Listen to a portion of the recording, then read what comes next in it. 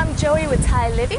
Welcome on board to the Seraph, a beautiful antique 101-year-old sailboat, which used to be a Dutch fishing boat. On this beautiful sunny day, we're going to sail around to the beautiful island of Phuket. So kick back, relax, and enjoy sailing on the beautiful Seraph.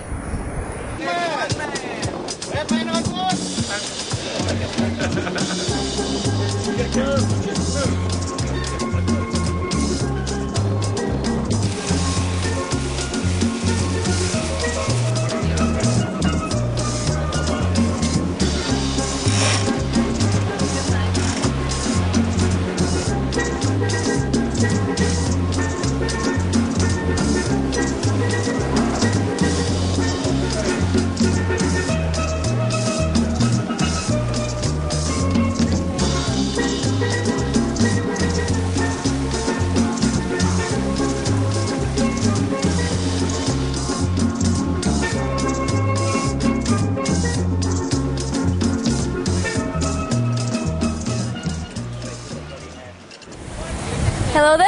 Hi. You look like you're enjoying yourself. I'm having a great time. Can you tell us your name? Yes, my name is Fran. Is this your first time on the Seraph? It is indeed. How do you like it? It's great. It's so beautiful.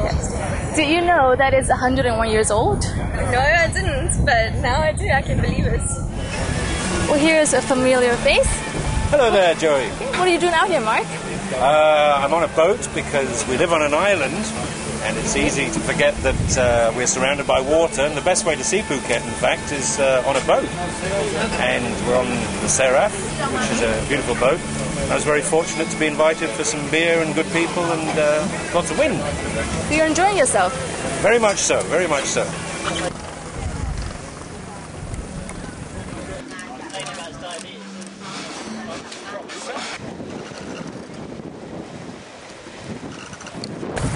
All right, we're going to have a little chat with our skipper, Tony.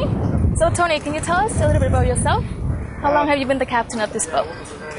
Joey, I've been here in Phuket for 12 years now, but skipper on Seraph for 2.5 years now, and thoroughly enjoying it. Okay.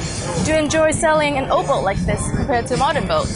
I enjoy sailing, full stop, whether they be modern boats or classic boats, but classic boats, sure, they're great fun. A boat like this, which is over 100 years of age, there's a feeling of history in the boat, just sailing on it, that, you feel that there's been many, many people before us that have come and gone before us and sailed on the boat. No, I love sailing on classics. All right, we're going to have a chat with Tom, who is the current owner. So, Tom, can you tell us a little bit about yourself? How long have you lived in Phuket? Well, I've been living here since for the last 6 years, but I've been visiting this beautiful place since 1994 was my first holiday. Mm-hmm. The holidays just got longer and longer, and eventually I decided, why would I want to go back to freezing cold Europe again? Okay, and can you tell us a little bit about the Seraph, the story behind it? Yeah, she spent the first 80 years of her life fishing the North Sea, which, for those of us who've been there, is a pretty rugged environment. She was launched in Copenhagen in 1906, near Copenhagen, and plied her trade on the North Sea, then was bought by a Dutch couple in the probably late 70s who took her to Amsterdam and converted her to a liverboard boat when they sailed around the Med for a few years across the Indian Ocean, ending up in Phuket in 1987, we believe, is when they arrived here. They then cruised the waters here and conspired, unfortunately, to sink her on the Simland Islands, on a reef on the Simland Islands. It wasn't their problem. The steering broke, the engine broke as a squall drove them onto the reef. Oh, wow. 1991, where she was acquired by a man called Mark Horwood, who bought her as a wreck, brought her back to Phuket, restored her, and she then plied her trade as a liverboard dive boat.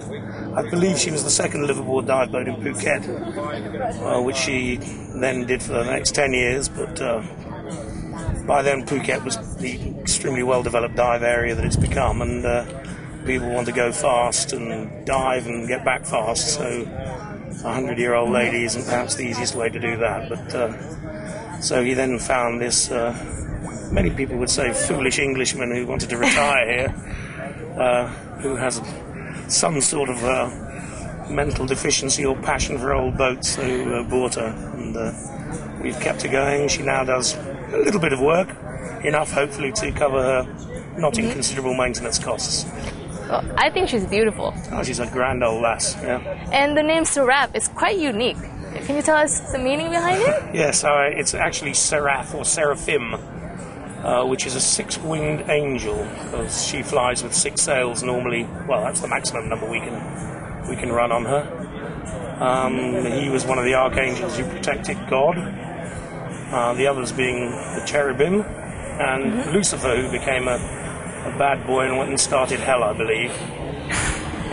But Seraph or Seraphim is an old biblical lore figure, angel. And you never thought about changing the name when you bought it? No. It's supposed to be bad luck to change names on boats anyway, but I wouldn't. I think it's a lovely name. Yeah, it is. She spends most of her sailing life cruising the islands of Pangnar Bay and down to beautiful islands like Koh Rata off the south of Phuket here, out into Pangnar Bay, and Christmas time we're going up to the Similans to revisit the scene of her demise in 1991. We don't plan to visit the same reef though. That sounds amazing. Well, it is, yes. Thank you very much for having us on the Seraph. No problems, and I hope you enjoyed it. It's beautiful. Well, I'm sitting here with Mark, who Tom actually mentioned before. It's the person who found the Seraph, actually. So, Mark, can you tell us the story of how you found it? It's quite an interesting story. Yeah, it actually, in a big squall, it got washed up on a reef in the Similin Islands, which is about 60 miles northwest of here. And basically, they tried to salvage the boat, couldn't do it. And I got the boat off the insurance company. And we went out there, and we were lucky enough to float it and tow it back to Phuket and rebuild it. That's quite a story. A little bit. Well, thank you very much. Okay. Good evening, ladies and gentlemen. I'd like to announce that the water is absolutely beautiful.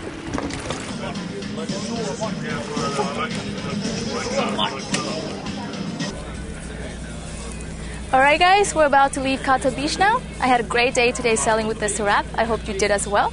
So come check out the Seraph if you like, and see you next time on Thai Living. Bye bye!